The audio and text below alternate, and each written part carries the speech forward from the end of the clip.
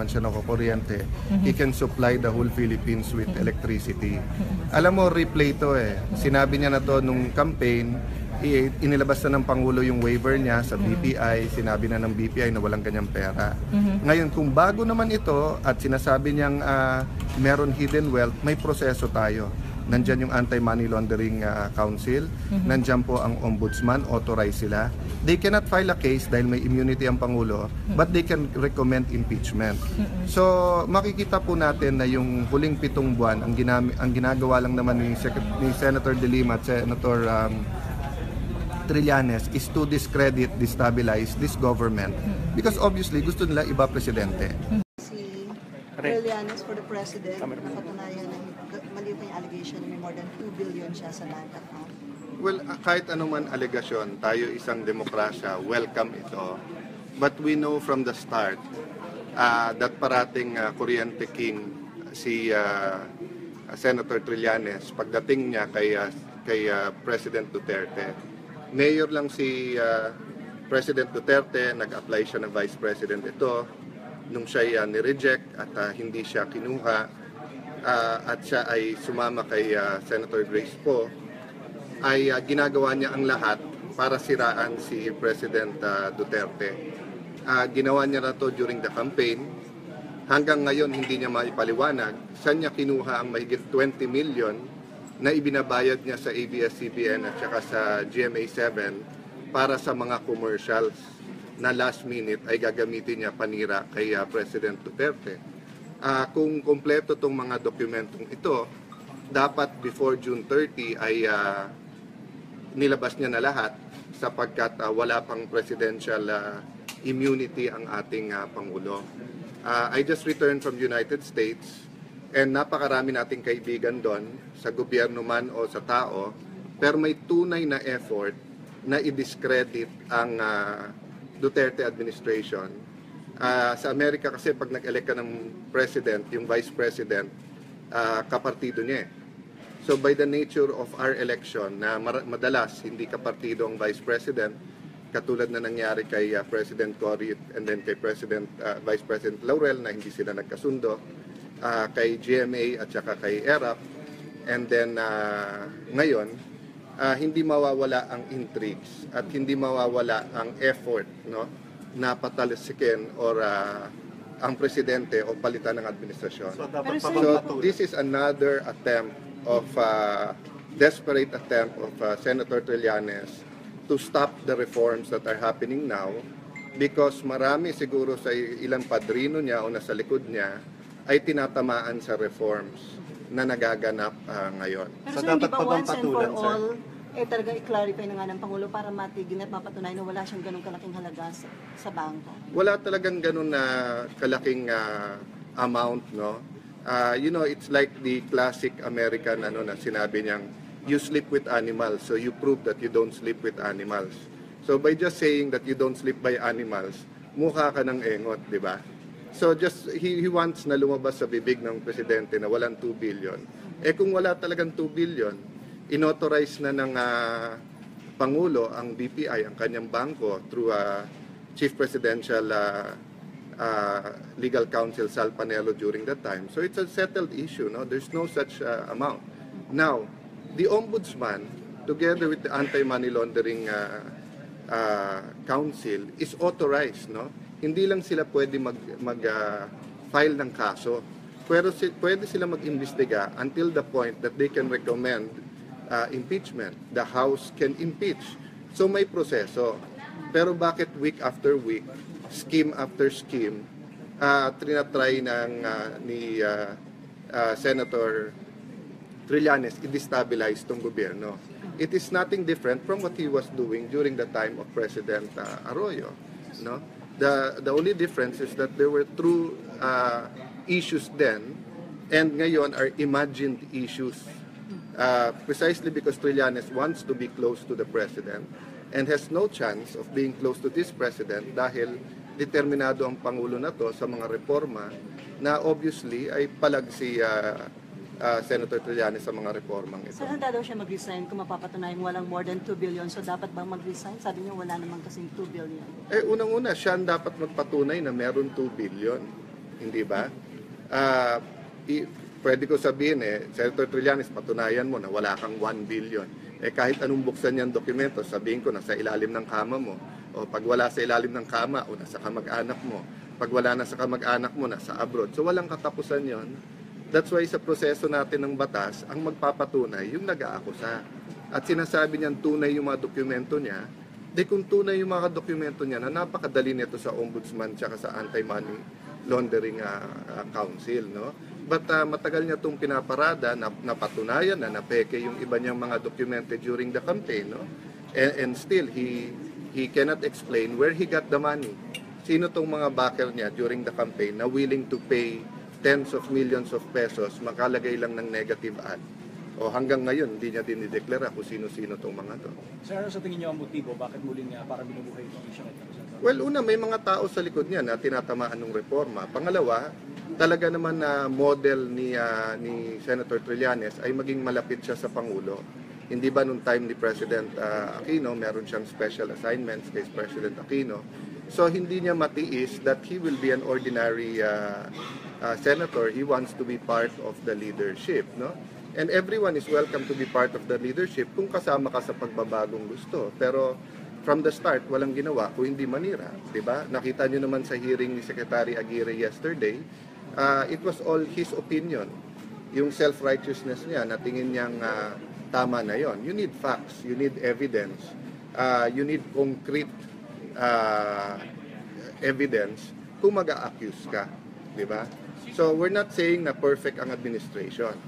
Pero yung pinapalabas niya, not only here but in the international community, na massive yung human rights violation, na pinapalabas nila na parang may genocide sa Pilipinas, pinapalabas nila na corrupt.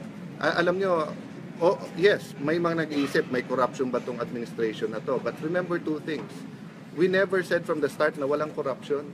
Ang sinabi namin, lalabanan namin at titigilan namin yung corruption. Number two, we never said na walang corrupt na makakapasok. But we said we will deal with them harshly. Sino ba nagbulgar nitong corruption sa Bureau of Immigration? Hindi ba yung Secretary of Justice? So kung gusto niya kumuha ng 50 million, di sana tahimik lang sila lahat. Lahat tayo, wala tayong kamalay-malay na meron na palang kumita na 50 million.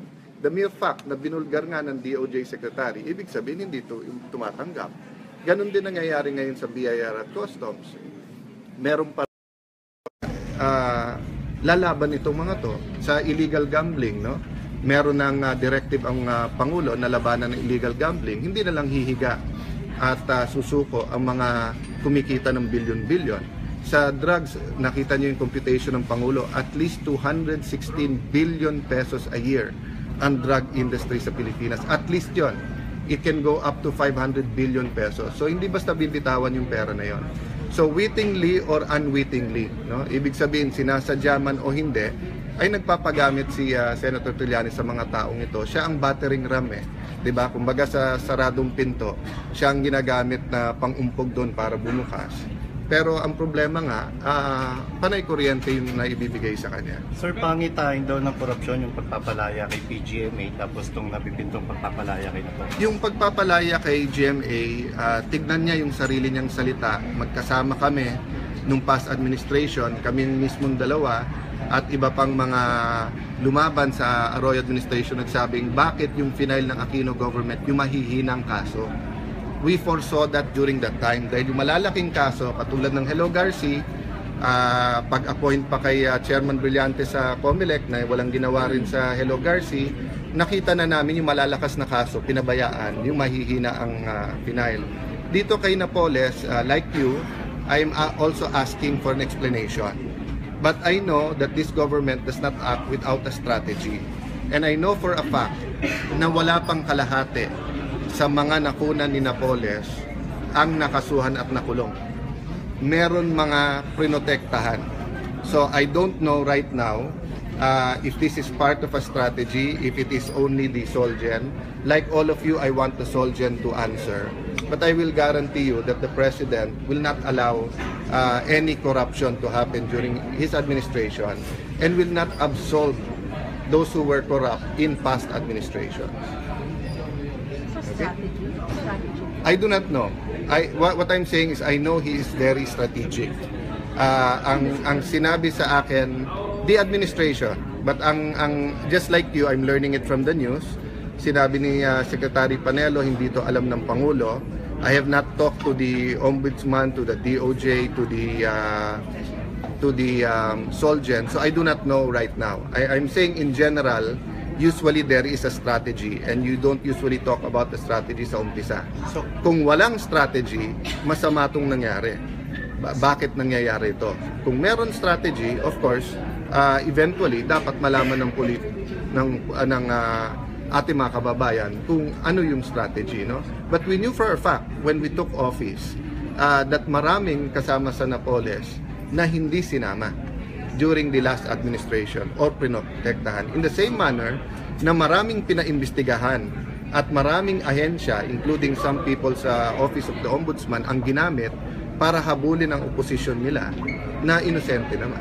So kayo mismo, sir, harangin niyo yung pagpapalaya kay Napoles? I do not believe in it.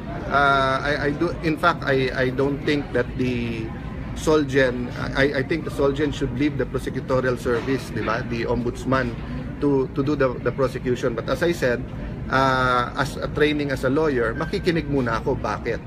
So I want them to explain why. No? But if Senator Trillanes is linking this with corruption and saying that Duterte believes in corruption, his 30 years record sa Davao speaks for itself. And let me ask you, umpisa pa lang ng administrasyon niya, napakaraming victory, napakalaking pera ang papasok galing sa Japan, China, Russia, and with better relations from the US. Why would the president risk people around him making money para masira pangalan niya? The president 100% walang interest sa pera. At his stages in life and his past, if you makikita mo, wala siyang interest magkapera, dumami pera, mag-ipon ng pera. So why would he allow people around him to make money? It doesn't make sense. It doesn't mean that there are not people who want to make money. Meron. Kaya nga yun ang binabantayan. So wag i-link yung dalawa dahil walang link yung dalawang yon, no? And we will deal with that separately. Lahat ng pinakita ni Senator De Lima at ni Senator Trillanes na human rights violations iniimbestigahan. Marami sa kanila na pulis na napatunayan na rob out ito at hindi ito legitimate operation are now facing murder charges. Etong committees natin sa Senado are functioning. Etong Jack Lam hearing, nakita nyo, walang tinatago dito. By the Secretary of Justice merely keeping quiet and everyone keeping quiet, wala sana to. Kaya nga binulgar as a lesson to all na kahit gaano kalaki, kahit gaano kataas, pag corruption, hindi papayag ang ating Pangulo. So let's see what happens next. But the challenge goes back to Senator Trillanes. Prove it. Don't just throw out motherhood statements and documents na sa opisina mo rin namang produce. Go through the process, di ba? Pwede ka mag-speech dito para mahimayan, pwede ka mag-file sa ombudsman, lahat ay available sa iyo, no? But trial by publicity ang forte ni Senator Trillanes, and it's not helping the country, no? Yung mga ginagawa nila sa US, for example, no? Yung ginagawa sa abroad ni Senator De Lima at Senator Trillanes na siraan tayo sa human rights. Pag yung ibang aid ay hindi dumating sa Pilipinas, hindi naman si Duterte ang tinatamaan eh. Ang tinatamaan ang Pilipino. Ang tinatamaan yung mga sulok-sulok na area sa atin na kailangan ng aid. So that's something for them to talk about. So hindi na dapat patulan ng presidente yung mga akusasyon? It's for him to prove it. Kung lahat ito papatulan ng Pangulo, you have 105 million Filipinos eh. 1% lang may ayaw sa iyo. So that's more than 1 million. Kung lahat yan may akusasyon sa iyo, ubos na oras mo sa kakagawa nito, di ba?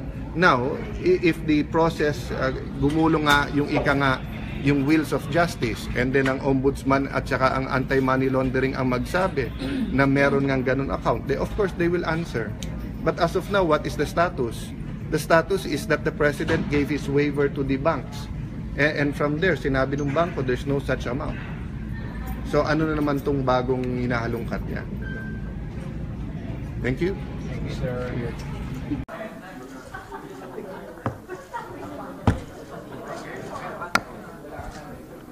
Mahabot.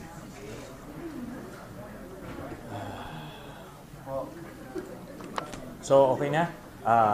Muli, magandang umaga sa inyo lahat. Nung panahon ng kampanya, mga Abril, naglabas ako ng impormasyon na si President Rodrigo Duterte ay merong mahigit 2 bilyong piso sa kanyang bank accounts. Ako ay naghamon noon na i-prove niya na ako ay mali.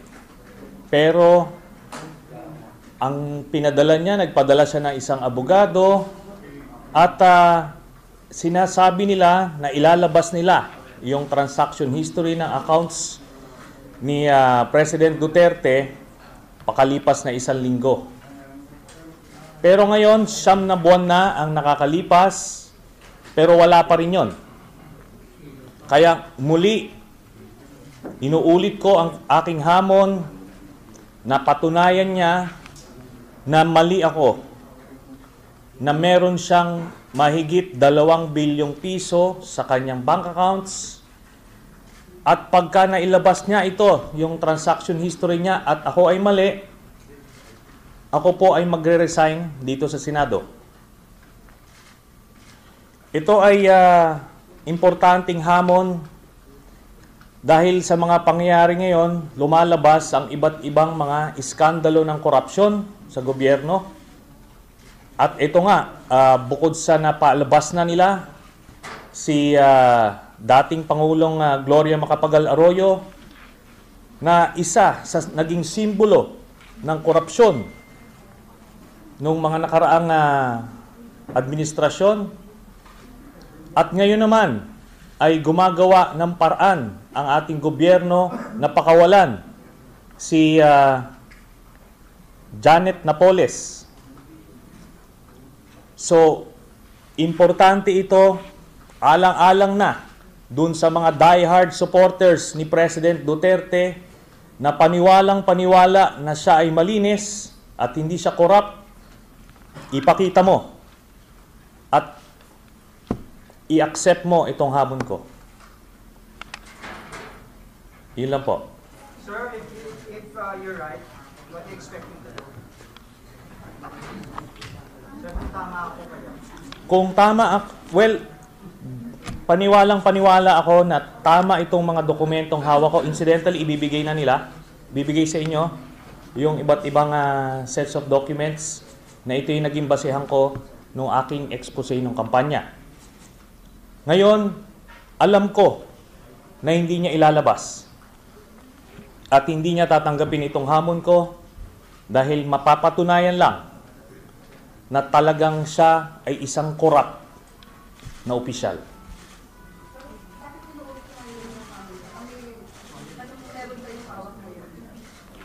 Sinasabi ko nga, inaantay natin ito.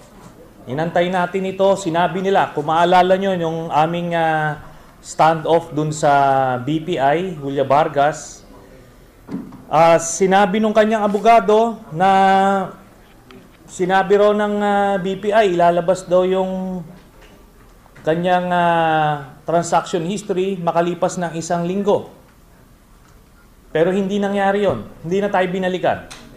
At ngayon, pinapaalalahanan natin at inuulit natin yung hamon na yun dahil nga sa mga pangyayari ngayon. Nakita nyo itong bribery scandal sa Bureau of Immigration, na antayin nyo mamaya kung ano ang kung saan to aabot. Okay? Sir, yung source mo ba kay Joseph De Mesa pa rin? Or sa AMLAC? Doon sa concerned citizen na sinabi niya, ang pangalan niya ay Joseph De Mesa, binigay niya ito, sinabi niya siya ay may kamag-anak na nagtatrabaho sa isang ahensya na merong ganitong dokumento. So, ang sa akin, vinalidate namin yung impormasyon, tinignan namin, bago namin inilabas. At nung inilabas ito sa isang periodiko, sa Inquirer, vinet nila ito, vinalidate nila, at sa kanila inilabas. Bakit ngayon ninyo ito binubuhay? Bakit hindi nung isang buwan, hindi nung nakaraang pang buwan? Alam nyo, maraming mga pangyayari na talagang tinututukan natin ng mga nakaraang buwan. Pero ngayon kasi, this is very relevant dahil para maliwanagan yung ating mga kababayan na nilinlang lang tayo nung mga nakaraang buwan dito sa anti-drug war na wala rin namang nangyari kung hindi pinatay ang ating mga kababayan. Pero nung mga panahon na yon, walang ginawa laban sa korupsyon at worse, pinakawalan pa yung simbolo ng corruption, si President Arroyo, former President Arroyo. Tapos ngayon, pati si Napoles ay gustong palabasin. Sir, may bahid po ba ng pera ni Napoles yung bank account ng Presidente? Ano yan? May bahid po ba ng pera galing kay Napoles itong mga bank account ng Presidente? Wala tayong nakita. Pero meron isang negosyante sa Davao City na campaign contributor ni President Duterte noong nakaraang kampanya. Ang pangalan niya ay si Sammy Uy, na nagbigay ng aabot ng 120 million pesos sa iba't ibang miyembro ng kanyang pamilya. Makikita niyo yan doon sa mga documents na... Asan na ba? Ibigay niya na. Sir, sabi niyo, tingin niyo hindi tatanggapin ng Presidente yung hamon niya. So, what next kung Ito ay violation ng ating batas, yung hindi pagdedeklara ng SALN. So, ito ay mga culpable violations of the Constitution. Sir, identify ba kung ano yung sinagmula ng more than 2 billion ni Presidente sa kanila? Iba't ibang sources, pero dun sa aking complaint na final sa Ombudsman, plunder. Ang source ay yung intelligence funds doon sa Davao City. Nung siya ay mayor pa. So itong transaction na ito, hindi niya ito naipon na donations kasi 2006 to 2015 ito. So, kaya malakas na loob yun na magre-resign dahil alam yung hindi naman patutunayan ni Presidente na meron siyang 2 billion. Hindi, malakas ang loob ko na magbigay ng ganyang hamon kasi sigurado ako na totoo itong dokumento na ito. So, gano'ng kalaki yung intelligence funds ng Davao?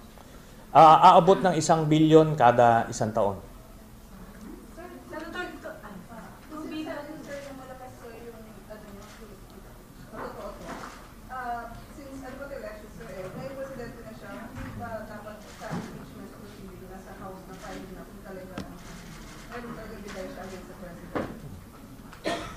Malay mo, umabot tayo dyan. Pero kasi parang sa ngayon bilang presidente siya, pero sa one way na pwede niyang ilabas yung evidence niya. I mean, that's the right way na sinasabi. Well, sa akin nga, he could spare everyone kasi sinasabi niya, diretso siya magsalita. Matapang siya sa mga issue. Ilabas mo. Labas mo yung tapang mo rito. Pakita mo na mali ako, na hindi lang ako nag-aakusa. Kasi marami pa siya mga... Alam mo yung mga diehard supporters niya, talagang paniwalang-paniwala eh. Alang-alang na lang sa kanila. Pakita mo na malinis ka na opisyal ng gobyerno. Sir, paano nyo nasabing galing dun sa Intel Fund? Base sa dun sa isang impormasyon natin. Pero may mga tinitignan pa tayo na iba't ibang mga illegal na mga activities nung panahon niya bilang mayor. Darating tayo dyan. So for now, ito muna. Ito muna yung ready tayo to expose sa ngayon. Pero, malay nyo, within the next few weeks, Pero sa nanggaling sa mining? I'm not ready to say. Smuggling, sir. Sir, smuggling. Pala natin, sir, is yung 2006 to 2015. Wala ba pag nakalog ka? I mean, like 2016, wala yung presidente mo siya na kakaiba sa kanyang bank accounts. After kasi na-expose ito, ay nilinis na nila yung kanilang mga accounts. Pero ito ay hindi mo na ito mabubura sa record. At kaya niya pinag-iinitan yung mga iba't ibang ahensya na kung bakit daw nailabas ito. Pero ang pag-inita mo, ang sisihin mo yung sarili mo kung bakit ka nangurakot ng kwarta. Yun yun. So sabi niyo kanina, nilinis na, paano pamaraan nilinis nila yung mga bank? Hindi, i-withdraw mo lang. I-withdraw mo. Pagka tinignan mo yung account balance ngayon, hindi ma-late na. Pero nung panahon na in-expose ito, basta't ang total na higit 2 bilyong piso ang So hindi deposits. niyo na-trace kung saan napunta yung withdraw? Hindi na importante yon. Ang importante, meron siyang mga ganitong kalalaking halaga. So anyway, tignan nyo muna yung mga dokumento para mas... Sir, 2 billion transaction value or at one time that was the biggest deposit? deposits and credits. Lahat ng pumasok na pera. So kasi, base sa nakita natin, halos lahat papasok ang pera. Sir, yung sinasabi niyo na possible na from legal activities, binavalidate pa yun o navalidate? Hindi, isang ano na ba yan? Lump? O hiwa-hiwalay? Sige. Iba-iba yan iba-ibang sets yan. Sir, validated na po. Dapat, baka magkaka-ano-ano sila. Sir, Ha? sir, ano Yes. yung negosyo ni Sammy Huy? Sir, ano yung information yun? Nasa export-import business daw. So, pwedeng suspend. Kayo nang bahala mag-isip. Hindi naman. Kumbaga, hindi pa ako ready to go there. Ito muna tayo. Hindi naman sa inuutay-utay natin ito, pero iba na yung sigurado yung tinitindigan natin. Tapos mamaya, panuorin nyo yung investigation at meron din tayo ilalabas doon. Sir, yung objective, sir, with this information, ano yung Objective? gusto nyo mangyari, ano objective, ano idea na mangyari? Well, primarily to inform the public. Kasi maraming naloko eh. Alam nyo nung kampanya, hindi pinapakinggan ito dahil alam nyo yung ingay ng kampanya, nalulunod yung mga ganitong impormasyon eh. Pero ngayon na humupa na, nakapag-isip-isip na yung mga tao at nakita na nila yung kalidad nung itong Pangulo natin, mas bukas ang kanilang pag-iisip. So ito ngayon, tinitindigan ko ngayon. Sir, saan galing yun ang mga Sa? details nito, ng mga information? Doon nga sa dokumentong ibinigay sa akin nung isang concerned citizen. Sir, hindi naman kayo makapalikan din, sir. Although before election pa rin. Hindi lang sir mag-inok sabi mo, ibig sabihin na deposit siya sa account ng President Duterte. Hindi, nandoon pag nakita nyo yung account name, kung anong klaseng transaction yan, credits yan, tapos andoon sa huli yung total, makikita nyo. Tapos iba't ibang tao yan ibibigay sa inyo yung iba't ibang tao. So kayo na lang ang mag-ano. Okay?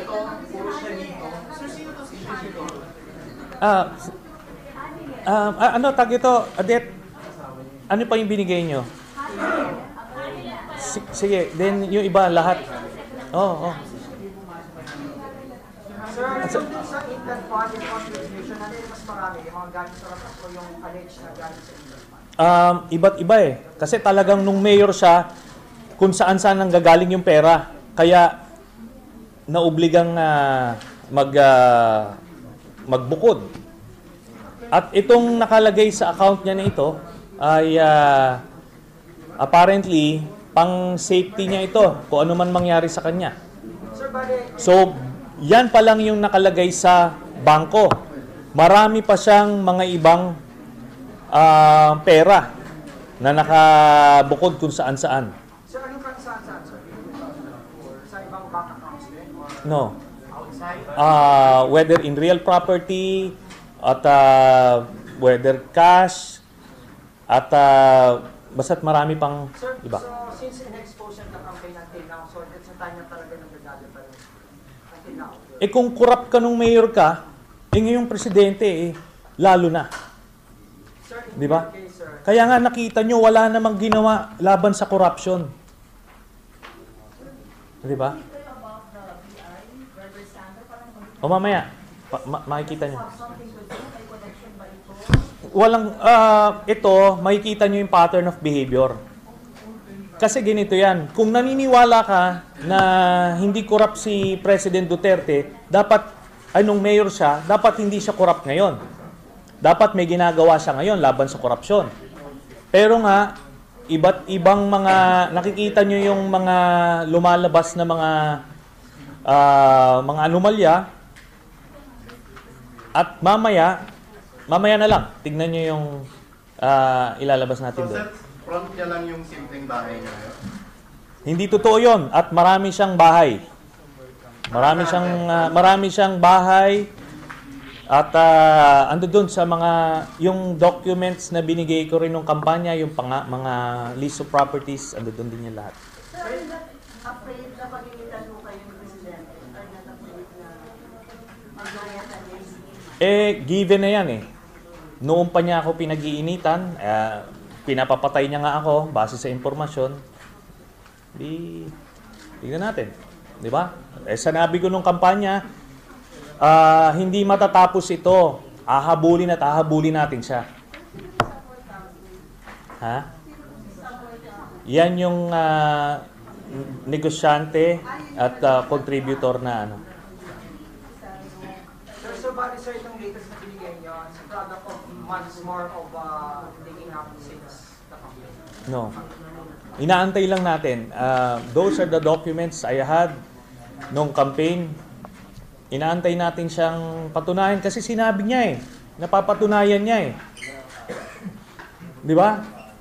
Wala naman 9 na buwan na. So Mr. President, panahon na at mamaya't mayain kita. Hindi ko bibitayin tong issue na to. Kailan nito nakuha itong mga bank records?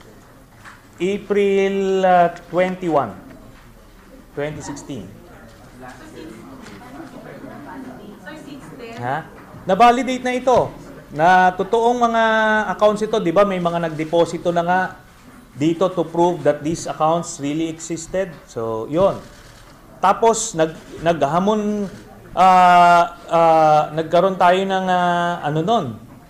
challenge na magkita kami sa BPI Julia Vargas para patunayan na mali ako. Kung mali ako, magre-resign ako ora mismo. Hindi siya sumipot noon. Ang pinadala niya yung kanyang abogado.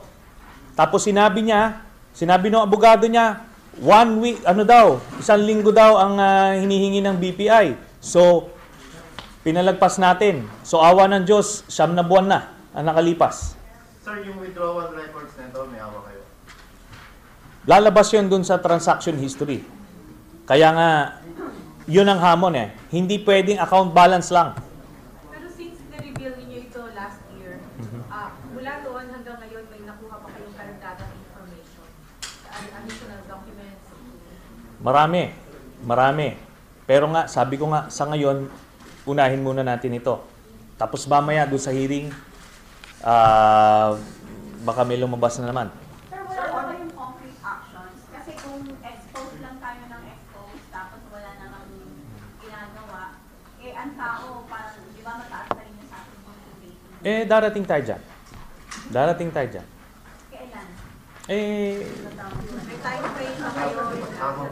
Hindi. Wala. May flight. Sir, on your own, will you try to also access the transaction records? Sorry? Yung transaction records, you can try to put it on your own. I don't have any opportunity. Actually, yung ombudsman, nung nag-file ako ng plunder case, they have the power and the authority to get these transactions from AMLAC. Kaya sigurado ako na meron na yung ombudsman nito. Sigurado ako na meron sila. You think the ombudsman in due time should also... Hindi. They're not obliged to make these things public. In fact, it's I believe it's not they're not authorized to do so. Pero 6 months ay ilang months na yung nakalipas 7 months na yung nakalipas nung final ko ito. I believe hindi naman nila inupuan yung investigasyon na yon. So the first thing na gagawin dyan ng fact-finding team is magre-request sa AMLAC ng bank records based on this. So sigurado ako na meron siya.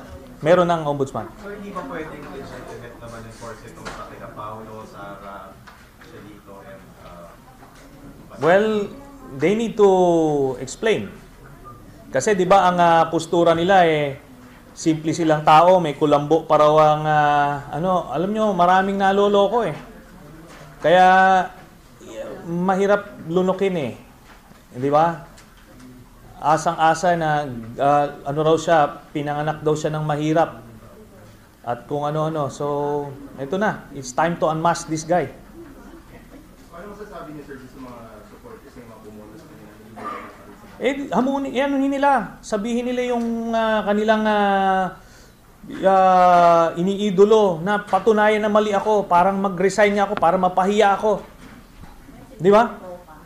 Mapahiya ako talagang wala na ako mukhang iharap kung mali ako rito. Di ba? So, ganun dapat. Okay, para makapag-ready na tayo. Ha? Hindi, wala ito. Ano lang ito? Ha?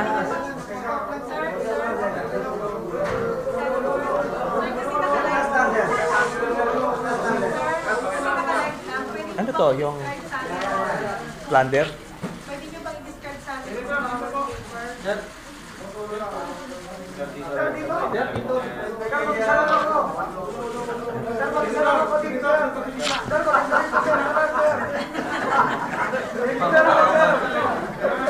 Okay. Ano yan? Sir, pwede nyo bang i-describe sa amin yung kada papel? Self-explanatory yan. Andiyan dyan yung mga pangalan, kung sino mga accounts, andiyan dyan yung mga totals. So, kayo nang bahala sa mga impormasyon. So, 2 billion pesos ang pera ni President Duterte na nakapangalan sa kanya sa iba't ibang accounts from 2005 to 2006 to 2015. Ganon kalaki ang perang nalikom niya dito pa lang sa mga bangkong ito na nakapangalan sa kanya mismo. Mahigit pa riyan ang pera niya at ari-arian niya na naipangalan niya sa ibang mga tao. So iba pa to? Hindi. Tignan niyo yung dulo, yung kasi account na yan, ginawa niya joint. Rodrigo Duterte or Rodrigo Duterte and Sara Duterte. So, ibig sabihin, si Sara Duterte, hindi siya makakapag-withdraw ng pera, pero si Rodrigo Duterte, pwede siyang mag-withdraw. Pero kung ano man mangyari sa kanya, pwedeng makuha ni Sara Duterte. So, kung ano man, health reasons. No. Ando doon sa dulo yung mga totals. Ando doon sa sa last page. So 2 billion, sir, yung... Hindi. Kada ano kasi yan, kada set, may total siya sa last page, di ba? So yung kay President Duterte, 2 billion, sa mga anak, 2 billion, bukod pa yung amount na... Hindi. 2 billion pesos kay President Duterte pa lang, bukod pa doon sa ibang miyembro ng pamilya. Gumamit ba siya ng dummies, sir? Dummies? Madami. Diyan, nakapangalan sa kanya mismo. Sir, plunder ito, sir, di ba? So, pang-death penalty ito. Kung may papasa nila yan, baka ngayon magbago na isip nila. Okay, so maraming salamat. Lipat tayo doon.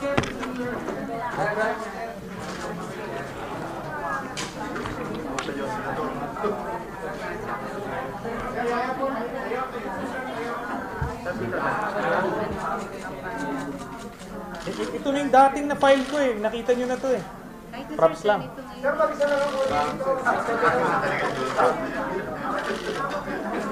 Okay.